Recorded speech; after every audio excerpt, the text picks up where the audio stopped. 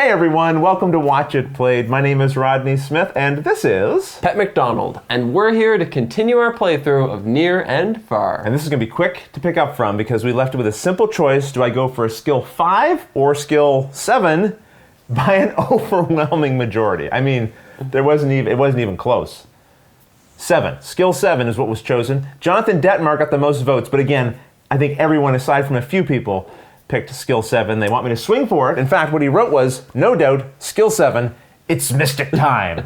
So, well, thank you, everyone. Oh, you like that? Oh, I love it. Why do you like it? Oh, you're not going to succeed. Wow, okay. Well, let's get back to our friendly game of Near and Far with a die roll. So just to be clear, I have a total of 3 skills showing here. I can spend up to 4 hearts, and I only need 7. So I already can get there, but if I get a total of 9, I'm going to get some kind of bonus as well. So hopefully this die roll is nice and high, and I'll have some options. Well, a 3 with my other 3 is 6. Spending 1 heart would get me to 7. This choice seems familiar. This is tough. I would have enough hearts left over to still build a camp, but then I miss out on whatever the bonus is. I kind of want that too. I think you should do it. I feel like your motivations are different than mine, but you know what? I think I am going to do it, Pep. I'm going to spend 1, 2, 3 hearts to bring myself to 9, because I just have to know what that bonus is I'm going to collect. So just to catch you up, last time I came across some kind of half-buried, terrified statue thing, right? Yeah. And so I've dug it up and I'm taking it to the local mystic. The mystic makes a potion of lizard skulls and bitter roots. She pours it over the statue, and the stone breaks away into 1,000 pieces, revealing a living person. Ah, we suspected that might be the case. A flying eye turned me to stone, they say. You gain 1 adventure of your choice from the row for free. And also, because you got the bonus, you get an extra 2 reputation. Oh, wow. Okay, well, I'll take the reputation right now, and then I get to take any one of these adventures for free. Yep. That is a good reward. All right, let's go to the table, and I'll pick one of these out. So I guess what's happened here in the narrative of the story is the character that I saved from that statue is joining my party. So I'm going to pick one of these, and I have quite a few options to choose from. Now, this one here provides 2 skills, but I really like the combination here of both searching and a weapon and 3 hearts. I'm sure you enjoy saving those 4 coins as well. Yeah, that's true. I'm getting it at quite a discount. And he's wearing a really cool looking mask. And I'm thinking maybe he has that because while he was entombed in that rock, his face got disfigured, so now he wears the mask. So I will add him to my current party, and the dog's there, so I'll just shift it away and put him in this position. I know we've been trying to give these characters names, but I feel like this masked figure has no name. And in his place, from the bag, we're going to draw a new character to add to the lineup. Oh, poor Pep, all alone back in town. Well, I guess it's time for an adventure. You sound like you got a frog in your throat. Or a gecko, actually. Of course, a gecko.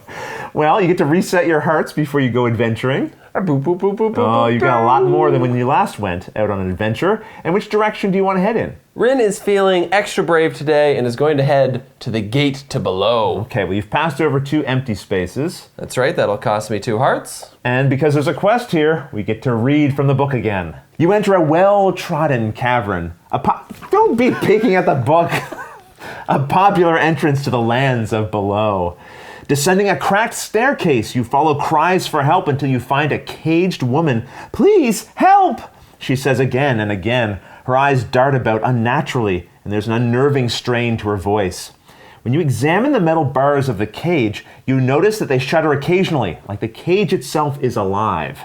So here you have 2 choices. Skill 5. Open the cage door and free the woman. Sounds easy. It seems like the right thing to do. Or combat 8. I don't know. It's just kill her. No, it's not that. It's attack the cage. Attack the cage, because it's apparently maybe a living thing. So skill 5, open the cage door and free the woman, or combat 8, attack the cage. Well, combat 8 is all but an impossibility for me. It's pretty tough, isn't it? Well, you've got 6 hearts, though. No, you have less than 6. You have 4 hearts now. I have 4 hearts. Right. So I could just flat out fail 100%. Apparently. But that's skill 5. That's not too difficult. Ooh, yeah, so. you might even be able to get like the bonus. I might. Well. So I'm going to go for that one. That sounds great. Open the cage and free the woman. Well, let's roll the die and see what happens. All right, I'm going to grab onto that door and I'm going to open it. Or you might just grab onto the door and that's it. We'll have to find out. Well, Pep, you started with a skill of 2. You've rolled 4. I've already succeeded. You have, and if you spend 1 more heart, you'll super succeed. Oh, done. Let's get this door open. All right, Pep, you were victorious. It's time to read your reward. Yes. As you open the door, the cage and the woman suddenly disappear in a cloud of spores. What you thought were stalactites in the ceiling are actually teeth. You are standing in the mouth of a giant cave creature. You leap for the entrance as the ceiling closes down upon you. Barely escaping, you flee to the surface. You mark the place on your map and warn others when you return to Thorn. So, where's my treasure? well, okay, well, let's see what you get here, Pep. You gain a yellow faction token. Oh, so that's good. That's good. All right. Okay. And you gain the Fear of Caves card. What? That just give me a second here. That's one of the cards from the deck here. Fear of Caves. You get -1 to all quest rolls in the land of below. That's the cave area in map 1. This is a great reward. I love it. Okay, so you don't want to head down below for questing anymore. Perfect. There's only one quest down there, so that's not so bad. But you also gain a bonus because you, I think, identified this terrible creature down there and will probably save some other people in the future. You gain 2 reputation. Oh, well, that's great. I am at 6 reputation now. Oh, okay, so that actually is going to be worth 3 points at the end of the game. Yeah, Not so bad. that's great. Not so bad. All right. So good. Well, something else that's good here is you did not have to spend too many hearts, so you have 3 left over. If you want to build a camp, you can. Is that something you want to do? I'm doing it. All right, let's go back to the table then. So to build a camp, I'll first have to spend 3 hearts. Then I'll place one of these tents onto the space which my character is located at. And this space is showing a coin. So you're going to gain 1 coin for every search symbol amongst your party. And I have 1, 2, 3 of them. So I'll give you 3 coins. Your pack is getting full, Pep. Luckily, it's an infinite pack. And that ends your turn, so it's back to me. I don't know about you, Pep, but after several days of adventuring, Shura likes to relax by coming back to town and just digging up a bunch of rocks. Sounds reasonable. Okay, well, I'm going to move one of my camps to this grid here. I'm going to pick the spot here showing a 3, and I do have 3 skill amongst my party. And this is also covering up a reputation symbol, so I'll gain 1 reputation, which has moved me into the spot that will give me 2 journey points at the end of the game. You'll never catch me. You are ahead of me, but I think I am closing the gap. And I'm also going to be collecting 2 gems, which I'll then add to my pack. Rin likes to do something a little more relaxing after coming back from an adventure, so she's going to head to the saloon. That is probably more traditional. Well, what character do you want to pick up? Well, first things first, I have the singing skull, so every time I come to the saloon, I like to a little. And that gives me a bonus 1 reputation. I can see why that boosts your reputation. I know you can't see it on screen. Pep has moved it up. Him and Rin are just loved by the people. As for what character I'll be picking, it's going to be Farah here. She's got quite a bit of skill and a little bit of search, and I really love that. I like the little character she's got on her shoulder here. Oh yeah, that's Flip Flop.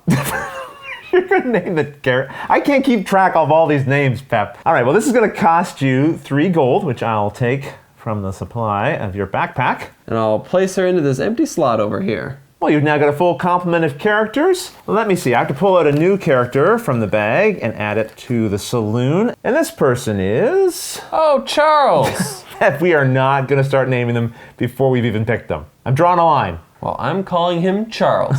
All right, Pep. Well, I enjoyed going questing before, but one thing I felt I was missing was a pack turtle. So I'm going to come to the stables for my action, and I'm going to buy one of these, which is going to cost me 1 gem.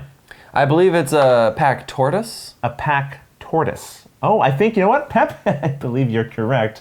It is a pack tortoise, and I'll add that to my board here. Well, for my turn, I am going to head to the mines. Okay, well, let me move my board out of the way. You can put yours into position. And which space is looking good to you there? You've got loads of skill, a total of 4 here. Well, I will use that 4 to go here, which is lined up with the gems and the coins, giving me 1 of each, which I'll add to my pack. Well, I've been known to visit a mystic or 2 in my time, and that's what I'm going to do next. I'm going to go to the mystic's hut. That's going to let me draw 3 of these cards, and then after examining them, I'll keep 1 and discard the other 2. Well, I've had a moment here to look these over. I have 3 interesting choices. One that would give me some extra food every time I recruit an adventurer, and then these 2 just provide different symbols.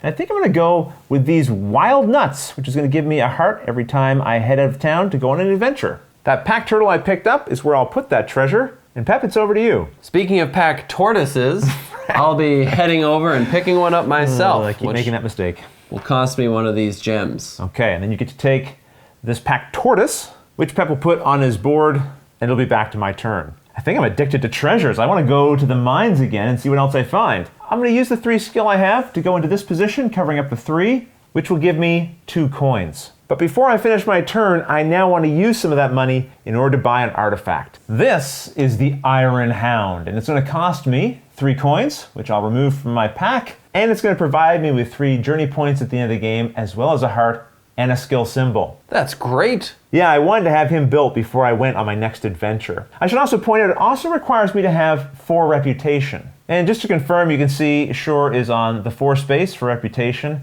You don't spend it, you just have to have it. Rin is just itching for some adventure. Okay, well you get to reset your hearts. Now you have even more than you had the last time you went adventuring. That's true. This time I have 8. Okay, where do you want to head? Well, I have a fear of caves, so I'm not going below anymore. Of course. Instead, I'll be heading all the way over to above. Now you had to pass over, let's see, 1, 2, 3 empty spaces. Yep, so that would normally cost me 3 hearts, but I do have a tortoise, which prevents one of those. So I'll put myself at 6. And just to be clear, you were able to move 4 spaces in total because you start with 2 movement. You get another from this character and also from your tortoise. I'm kind of surprised the tortoises let you move faster and don't actually just slow down your party. That's true. These are super tortoises. And one last thing before we get to above, I also passed over a treasure space. Right, that's going to come from the top of the stack found in the town. It looks like I picked up a carrot basket. Okay, what does the carrot basket do? It gives me 1 food whenever I leave town. Yeah, it would have been handy to have just a few seconds ago. But look, Pep, there's a quest token here. Time to read from the storybook. I'm excited. And you should be, because I've opened up to Passage D, which is the letter that was above, as it were. You visit the town of Above, a pleasant place with beds and cider to spare. And if you've watched our playthrough of Above and Below, you know there's lots of cider. Oh, there sure is. Okay. At the local inn sits a blue cat, a mechanical man, and a mayor with a huge mustache. "Traveler, perhaps you could help us," says the mayor. "Now that we've become so prosperous, there's a growing movement to build an army and exact revenge upon the barbarians that burned our last village and drove us here. Would you convince them to forget the past and move on?" So, the mayor's imploring you to try to convince the townsfolk to forgive and forget. And you can do that if you can achieve a skill of 7. Oh, I could do that. Or you could go the easier route, a skill of 4, and help the townsfolk plan their attack on the barbarians.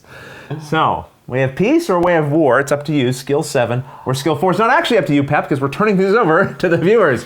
You're going to help us decide what Pep should do. If you have a suggestion, put it in the comments below. If you like what someone says, give them a thumbs up. If you don't like it, propose your own suggestion, whichever one gets the most votes. That's what we'll come back and do. But until the next episode, thanks for watching.